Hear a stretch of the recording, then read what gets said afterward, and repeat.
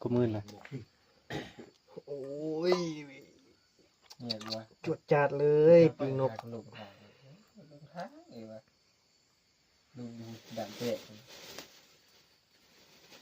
อันอัพอันสตอรี่ลงเลยก็ลาวอ่ะเจ้านี่ปืนห้าไข่บูมเลยนี่เบลมาเจ้าไปยิงสัตว์หมาเลยยิงโหดยิงบอกโอ้ตัวนี้เจ็บเนี้ย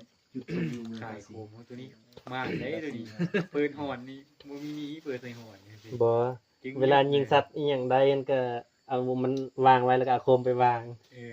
โฆษณาขายโคมนำด้วยตัวนี้มานนะสิยิงหอนยิงเงินตัวนี้ยิงเงินอย่างเดียวไปเถอะเปิดมันเล่นนี่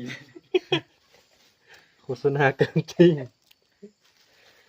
แล้วก็นำคนเถื่อนนี่ว่าจ้าบงมาตะกี้มันมีทรายในนี้มันผมเดี๋ยวนี้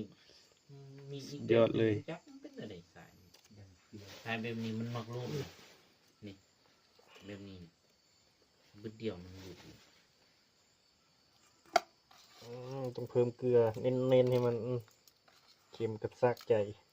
ชิ้นกระซากใจเค็มได้ปีงหนกมือกันเค็มไม่เค็มเลยปิ้งนกปิ้งมันปิ้งจนอันไม่บดก็กินเฮงหัวนกกันกันอายป่ะ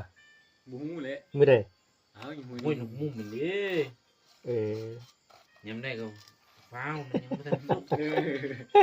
แล้วก็ฟ้าวมันทันสุกนกโบครับโม่ขนาดตุ้มกับน้ำกาแฟมันนี่ตุนเอาน้ำใส่โมนิ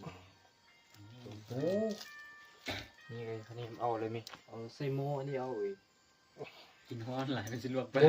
เอาน้ำฮ้อนใส่ในโมนึงแล้วเอากาแฟลงเลยแล้วก็ปั่นต้มๆเลยเนาะ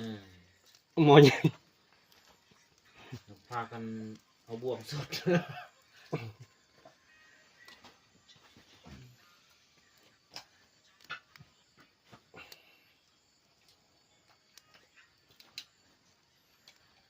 ประตูขัดอันนั้นเปิดแล้ว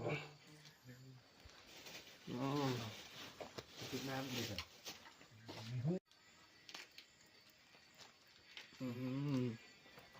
เวลาขึ้นไฟก็ต่ำพดว่ะ